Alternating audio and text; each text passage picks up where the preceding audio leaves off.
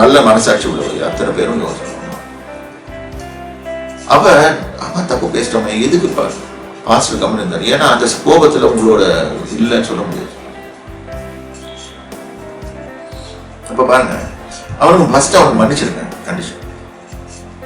Then automatically your thing will be forgiven by God and your prayer request will be accepted. இப்ப இது படிச்சுட்டு இது பிரசங்கம் பண்ணி கொண்டிருக்கேன். அடுத்த வாரம்லாம் இங்க இருக்க மாட்டேன். கர்த்தருடைய கிருபையில நான் மகளை பார்க்கறதுக்கு அமெரிக்காவுக்கு போறேன். அப்படியே அந்த ஊழியர்களும் இருக்குது. சரி, எனக்காகவும் ஜோப் பண்ணேன். Today the life is so this thing, nobody knows what is going to happen. ஒவ்வொரு கண்ட்ரிலையும் ஒவ்வொரு விதமான பிரச்சனைகள். சரி, இப்ப ஆபிரகாம் இந்த காரியத்தை எப்படி பயன்படுத்தினார்ன்றது பார்க்கணும். அதுதான் அதுக்கு முன்னால ஆதியாகமத்தை பார்க்கிறோம்.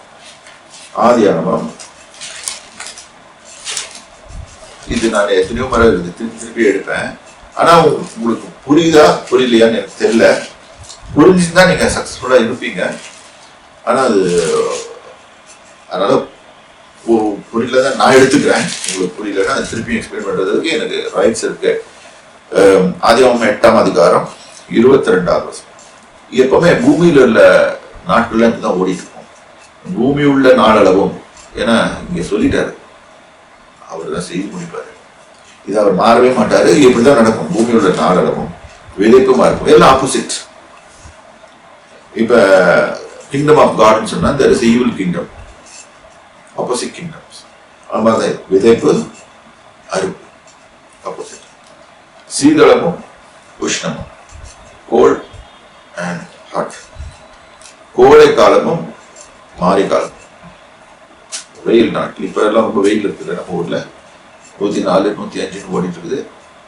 கோடை காலமும் மாரி காலம், பகலும் இரவும் ஒழிந்து போகுது. எப்பவுமே ஒரு நாள் ஸ்டார்ட் பண்ணிச்சுன்னா வேத முறையின்படி ராத்திரியும் பகலும். இப்படிதான் ஆண்டவர் பார்க்க. நம்ம தான் பகலும் ராத்திரியும் உள்டா போட்டு இதை மனசுல எழுத படிச்சுக்கணும். இப்ப முதல்ல நம்ம படிக்க போறது பூமியில நாளாகும் till the earth is going to become extinct. இதே ரூல் ஆஃப் ஆகும். விதைப்பும் அறுப்பும், sowing and reaping. இப்ப ஆதியாகமம் 12ஆம் அதிகாரத்தை இதுல ஃபர்ஸ்ட் ஆபிரகாம் என்ன செய்தார்? ஆதியாகமம் 11ஆம் அதிகாரத்துல பார்த்து கொள்ளுங்க. தேராகுன்னு சொல்லி ஆபிரகாமோட அப்பா இருந்தார். அவரு அப்படி தூக்கிட்டு ஊர் வராரு. இவர் ஊர் என்ன கல்தேர் ஊர்ல இருக்கிறார். அப்ப ஆண்டவர் பேசியிருப்பார். அப்படிதான் பண்டிதர்கள்லாம் கருதுறாங்க. பேசும்போது ஆறான் மட்டும் வந்தார். இதுக்கெல்லாம் கிட்டத்தட்ட point 500 kilometres. 500 kilometres he traveled. நீங்க யாராவது கல்ஃபுக்கு போய் பார்த்தீங்கன்னா தெரியும், 500 கிலோமீட்டர் அங்க போகணும்னு சொன்னாலே எல்லாமே போயிடும். அப்ப நிறைய இதுதான் ஒட்டகம் கிட்டலாம் பயங்கரமா நான் நிறைய தண்ணி குடிக்கும். அதுக்கு மாதிரிதான் டிராவல் பண்ணுவாங்க அந்த மணல்ல வைக்கும் போது. ஸோ ஒரு 500 கிலோமீட்டர் டிராவல் பண்ண யோசனை பண்ணி பாருங்க. பாதி தூரம் வந்தாச்சு. இங்க இருந்து டெல்லி போறோம். நாக்பூர் இல்லாட்டி நாக்பூர் விட சம நாக்பூர் தான் பாதி சொல்லலாம். நாக்பூர்ல நம்ம டிசம்பர் பண்ணிட்டு நான் டெல்லிக்கு போயிட்டேன்னு சொல்ல முடியுமா? முடியாது. டெல்லி போற வரைக்கும் தான், டெல்லிக்கு போனாதான் டெல்லி போகணும்னு சொல்ல முடியும். இவர் என்ன பண்ணாரு, அவங்க அப்பா பாதி ஊர் என்கிற கல்தேர் பட்டணத்தை விட்டு கானான் தேசத்துக்கு போக புறப்பட்டான். அவன் ஏன் கானான் தேசம் தான் வரணும்? ஆனா அவன் ஆறான் ஒரு பகுதி வந்த உடனே அங்கே நின்றான்.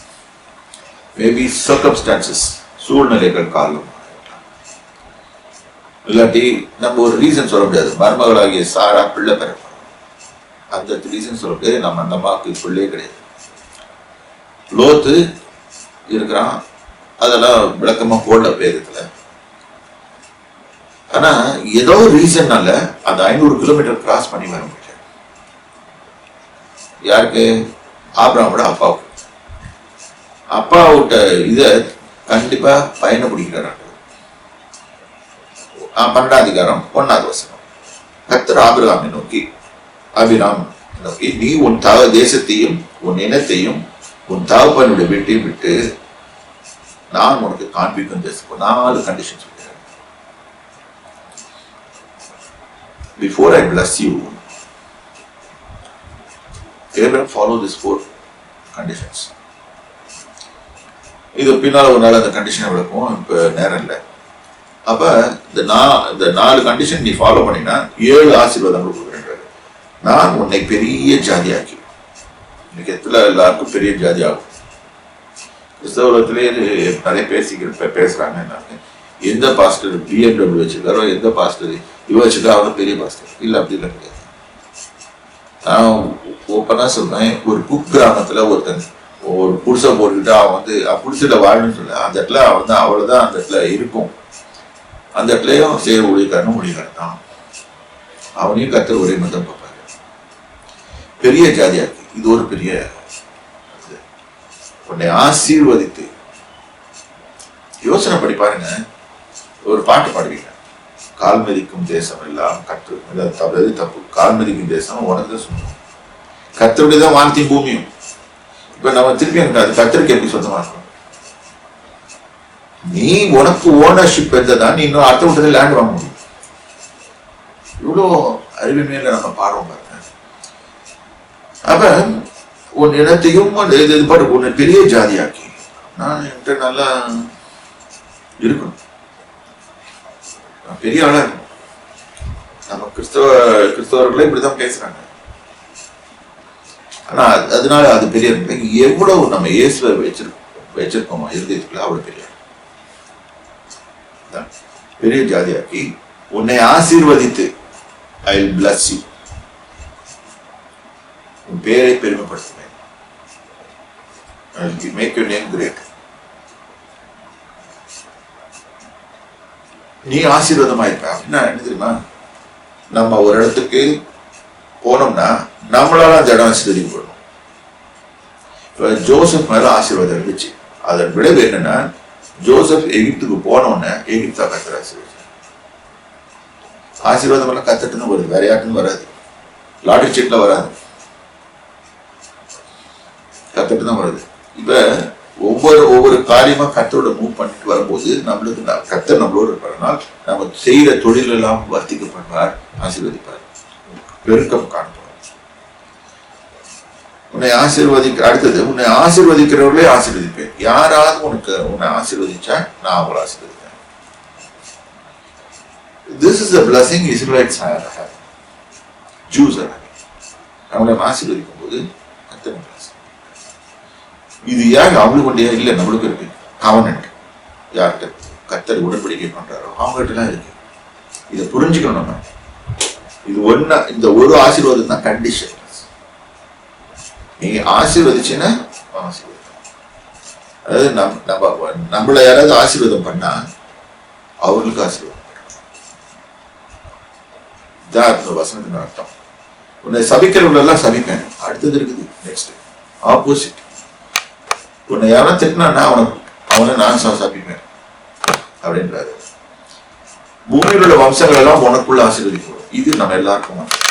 ஆபிரகாம் மூலமாக புறஜாதிகள் எல்லாரும் ஆசீர்வதிக்கப்பட்டதாக கர்த்தருக்கு 7 ஆசீர்வாதம் ஹியூமன் ரேஸ்ல இருக்கணும், இருந்து கொண்டே இருக்கணும். அப்பதான் ஒரு மனுஷன் தான் ஆசீர்வாதமா இருக்கிறேன் சொல்ல முடியும்.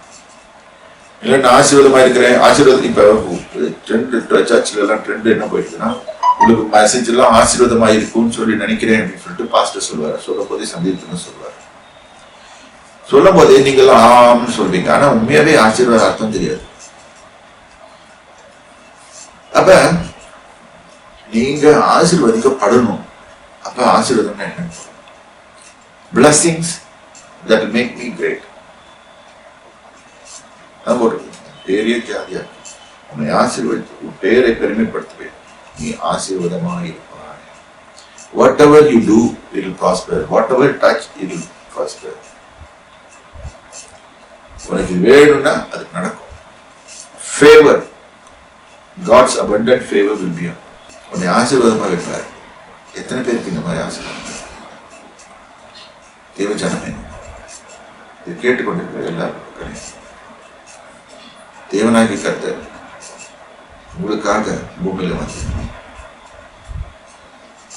தன் உயிரை கொடுத்து மனுஷ குலத்தை மீட்டெடுத்து சென்றார். அவர் மேல் நம்பிக்கை வச்சு ஆசீர்வாதத்தை நடிப்பார். நான் சொல்றது, கர்த்தர் நல்லவர், கர்த்தர் பெரிய காரியங்களை செய்வார், கர்த்தருக்குள்ள ஆசீர்வாதம்.